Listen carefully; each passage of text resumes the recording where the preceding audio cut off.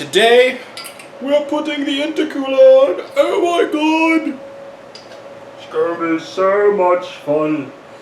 So much cold air and not high charge temps and 300 horsepower. Let's get started.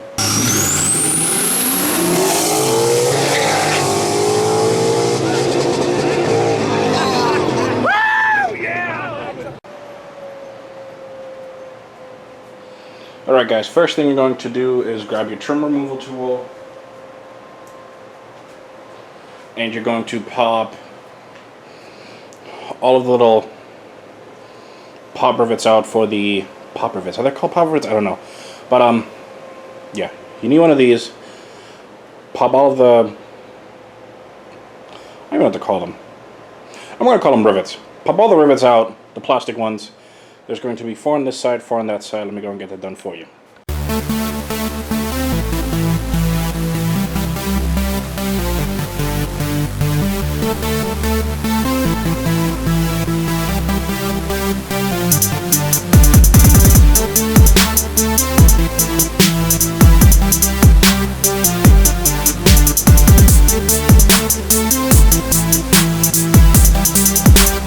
Now that the radiator cover is off, the next thing we're going to do is unbolt all the bolts up top, and then we're going to move over to each wheel well and get those loose as well.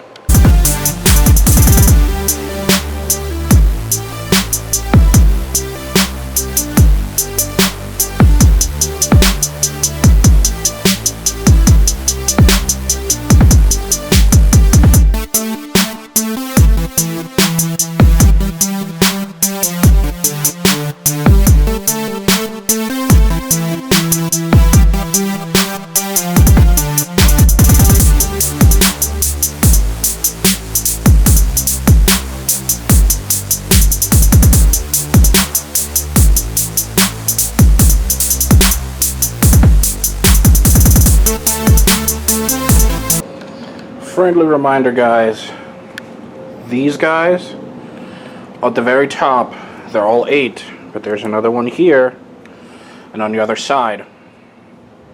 On my car, one of them is a 7, one's a 5.6. I can't really tell you which size these are supposed to be. I'm guessing 7mm, but just keep that in mind. Also, don't pay attention to the bugs. Yes, I know she needs a bath, but let's go ahead and get the connections off on the side and underneath the car so we can pull the bumper.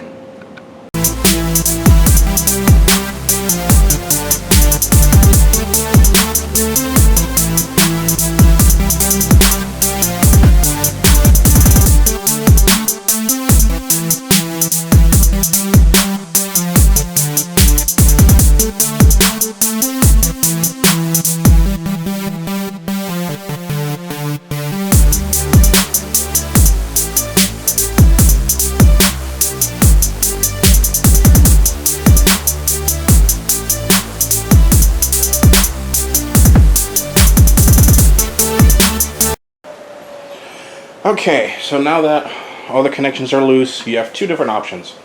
You can either slightly pull the bumper off and disconnect the connections for the blinkers and the fog lights, left and right, or you can do it from behind the panel. I'm going to just pull it off a little and then disconnect the connections.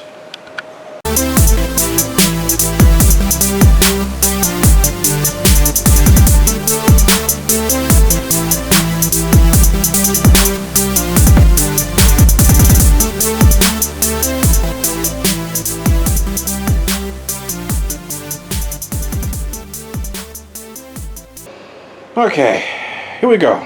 Bumper is now off. So next step would be to disconnect the stock intercooler. Alright, so now that your bumper is off, what we're going to do is we're going to loosen these mounts up for the radiator support on both the left and the right.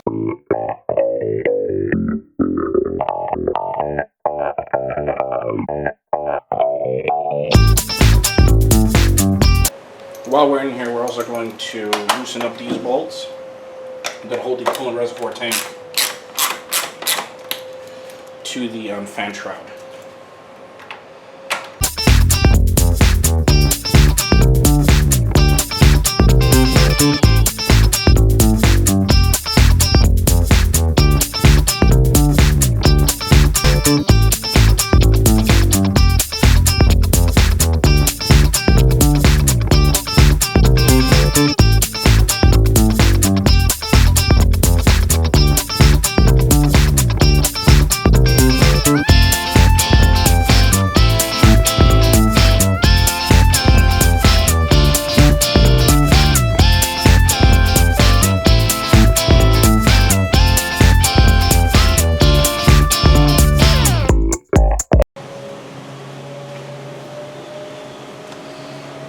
I apologize for the noise, guys. They're cutting grass. So the next thing here, what we're going to do is we're going to unhook the AC condenser, like so. Which will let me.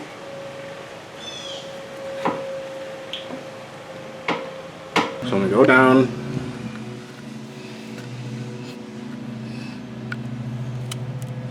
The map sensor is located right there. So I'm gonna go ahead and disconnect that next. Which actually I can do that with one hand. Let's see. Oh, sure enough we can. Okay, so the next thing that we're apparently going to do is lift the radiator up towards the back of the car to get this intercooler out. Alright guys, after some quote-unquote finessing, the cold side and the hot side charge pipe are out. So this actually shows you, this comes from the turbo, here's your diverter or blow-off valve. And this is actually hard plastic, but then again you have soft plastic here, and then the other side is all soft plastic. So now the intercooler should actually, dare I say, almost just drop out. Let's go ahead and check.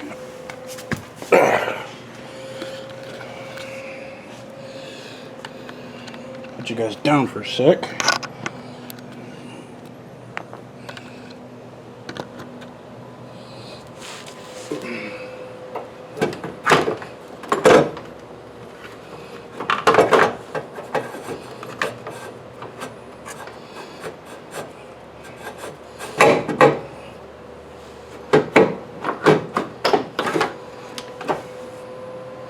And there you have it. Ladies and gentlemen, I present to you the stock piece of shit intercooler from Ford, which I guess the main issue is that it's so small and that the end tanks are plastic. The design isn't very different from that, it's just that one's bigger and has bigger billet end tanks, which I guess it's all about cost, but that's something it could have done from the factory, I suppose. But then again, that would be none of my business. So let's go ahead and get the sensor, what was it, T25 Torx, and let's start to get the new intercooler in. Alright, map sensor's been moved over from garbage to not as much garbage.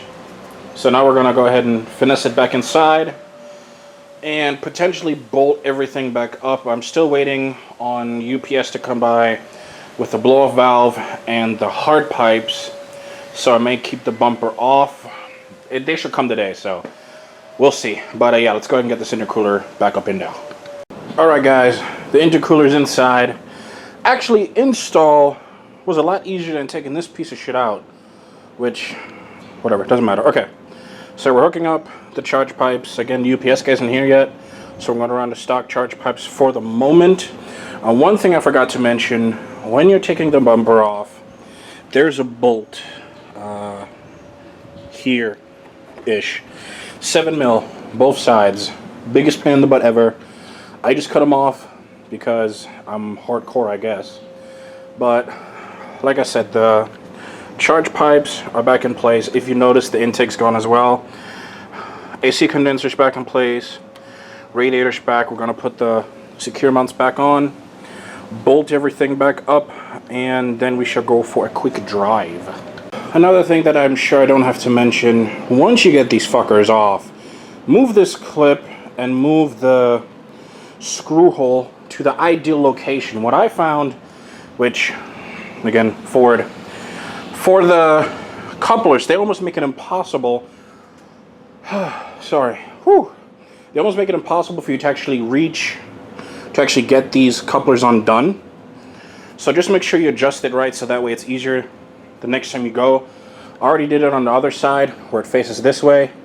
On this side I have it face that way, so that way when they have to come back off, it'll be easy and I won't spend, 10 minutes.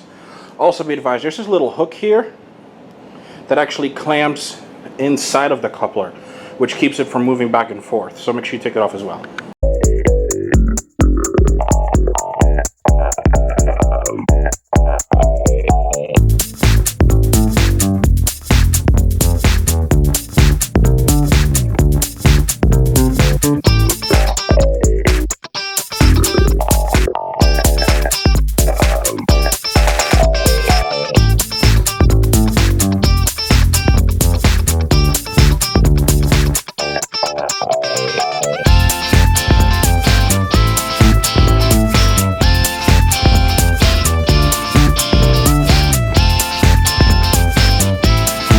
Okay, so intercooler's on,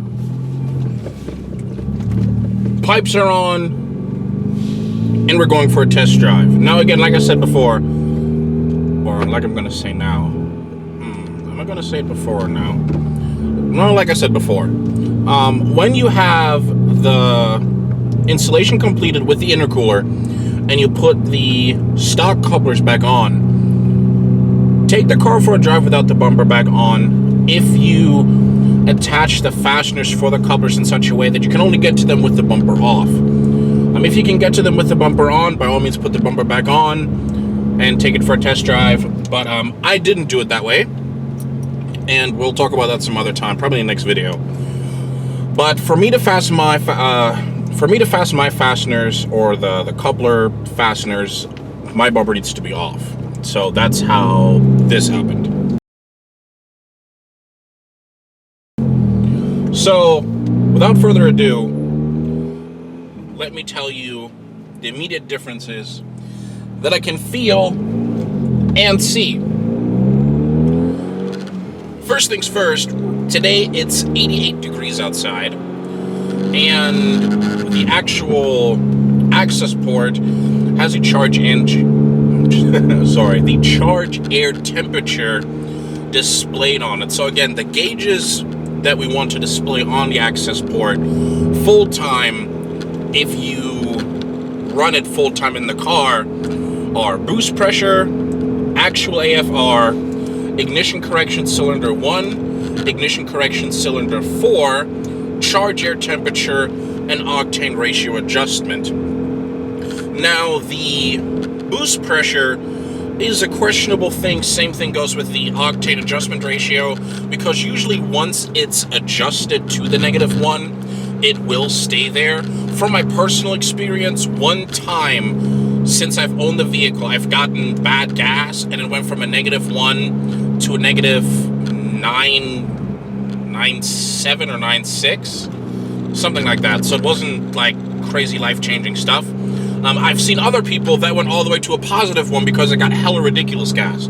So you know what your pattern's like. If you run around, let's say like me in the Tampa Bay, Florida area, and you're on -1 constantly, the odds of you going and getting horrendous fuel that's going to put you all the way to, you know, a -50 or 0 or worse, a +1, are fairly slim, especially if you go to a select few gas stations. Like I said, for me, it's Shell, Racetrack. Those are the two that I will always go to, but I will risk going to 7-Eleven if I'm desperate enough.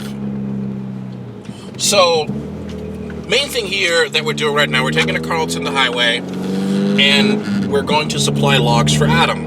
So if you have the access port, you would go, well, you would, if you don't have it in the car, you plug it in. Oh God, I think shaking a lot. Or if you do have it in the car, you just want to basically log. So what Adam requested, should I say Adam? Because I'm kind of like, I feel like I'm plugging his name too much. And granted, he's my tuner, but maybe I should just say my tuner instead of Adam, because I'm not getting any money. But even though he's doing a great job with the car, you know what? He's doing a great job with the car. Adam, you get a free plug whenever I talk about your shit, because your shit is the bomb. Thank you guys so much for watching.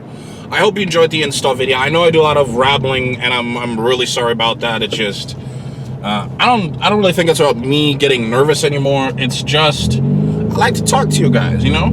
Oh. Follow me on Instagram. Follow me on Facebook, and what's the other one called? Twitter. I'm starting this whole new Twitter thing. I'm trying to do it. It seems good. The reason why, what I'm trying to do is I'm trying to use Periscope, which, if you guys want to, let me know if you want to have a Periscope session only when I race, or if you want to have like a, you know, like a question and answer type thing, or if you want me to run Periscope when I'm, you know, installing stuff. You know, let me know what you want to see so I can give it to you. All right? You guys have an awesome day. Stay awesome. Don't forget, it's not over until you win. I'll see you guys next time. Goodbye.